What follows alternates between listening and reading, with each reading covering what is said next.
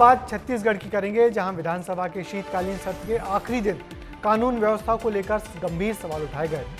सवाल उठा तो मुद्दा कांग्रेस विधायक उत्तरी जांगड़े के भाषण तक जा पहुंचा, जिसके बाद बीजेपी कांग्रेस में बहस शुरू हो गई। वहीं भड़काऊ भाषण देने वाली कांग्रेस विधायक उत्तरी जांगड़े पर एफआईआर दर्ज होने के बाद विधायक के आंसू छलक पड़े।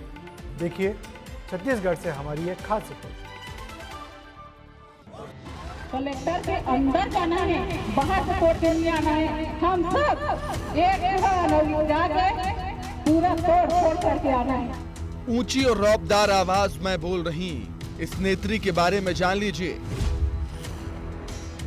इनका नाम उत्तरी जांगड़े, काम राजनीति, पार्टी कांग्रेस, विधानसभा क्षेत्र छत्तीसगढ़ का सारंग, और इन पर लोगों को हिंसा के लिए भड़काने का आरोप है।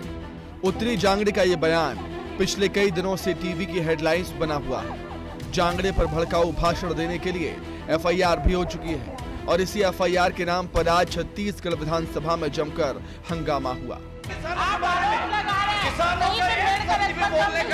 नैतिक अधिकार आपका नहीं है। शीतकालीन सत्र के अंतिम दिन कानून व्यवस्था पर बहस हुई। कानून व्यवस्था के मुद्दे पर कांग्रेस ने स्थगन प्रस्ताव पेश किया, जिस पर बीजेपी के विधायक बिफर गए। इस बहस में अचानक से एक नाम उत्तरी जांगड़े का भी आया। खरसिया के कांग्रेस विधायक उमेश पटेल ने उत्तरी जांगड़े के बयान को स्लिप ऑफ टंग बताया। वहीं सत्ता पक्ष के विधायकों ने विपक्ष के विधायकों पर प्रदेश को जलाने की साजिश करने का आरोप लगाया। कार्रवाई को 5 मिनट के लिए स्थगित भी किया गया, लेकिन जैसे ही 5 मिनट के बाद कार्रवाई शुरू हुई तो हंगामा भी शुरू हो गया और सदन में जय सतनाम और जय भीम के नारे लगने लगे तो सदन के बाहर भी जमकर नारेबाजी हुई। जांगड़े पर बीएनएस की धारा 56 के तहत अपराध के लिए उकसाना, धारा 351 AB के तहत सम्मान या प्रतिष्ठा को नुकसान पहुंचाना, सार्वजनिक स्थान पर गाली गलौज और धारा 352 के तहत शांति भंग करने के आरोप लगे हैं। हंगामे के बाद सदन को स्थगित कर दिया गया। हंगामे के बीच सदन से बाहर आकर उत्तरी जांगड़े रोने लगी और कांग्रेस के साथी उनके आंसू पोंछते हुए नजर आए।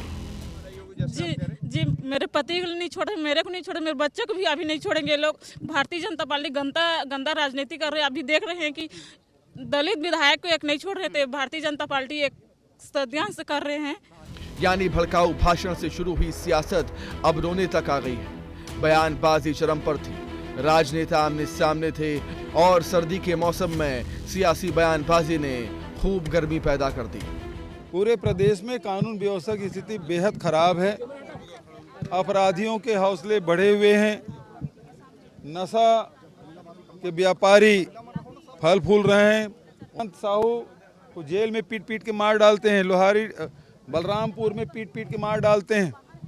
सरकार खुद 23 लोगों को छोड़ दी, मतलब कार्रवाई उन्होंने गलत की है, लेकिन प्रशांत साहू के अपराधी अभी भी खुले में वर्दी में घूम रहे हैं। उसके खिलाफ कोई सरकार कार्रवाई नहीं कर रही है। देखिए, कांग्रेस को कोई नैतिक अधिकार नहीं है प्रदेश के कानून व्यवस्था पर उंगली उठाने को, क्योंकि प्रदेश के कानून व्यवस्था जितने भी बिगड़े हैं उनमें कहीं ना कहीं कांग्रेस के लोगों का हाथ है, और अगर वो लाएंगे तो सरकार। छत्तीसगढ़ में कानून व्यवस्था के मसले पर कांग्रेस सरकार पर हमलावर। धरना प्रदर्शन और आंदोलन के बाद अब बात एफआईआर और आंसू तक आ गई है। छत्तीसगढ़ की राजनीतिक फिजा बदल चुकी है। कानून व्यवस्था पर सवाल उठा रही है तो बीजेपी कांग्रेस पर हिंसा भड़काने के आरोप लगा रही है, और इस बीच नेताओं की बयानबाजी ने इस पूरे मामले को आर पार की लड़ाई बना दिया। ब्यूरो रिपोर्ट, विस्तार न्यूज। वैसे कभी कभी भीड़ को जोश दिलाने के लिए निकले शब्द भारी पड़ जाते हैं। विधायक उत्तरी जांगड़े के साथ भी यही हुआ है।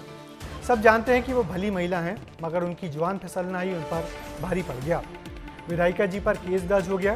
बीजेपी विधायकों की सहानुभूति भी महिला विधायक के साथ है, मगर राजनीति में तो ये सहन करना ही होगा।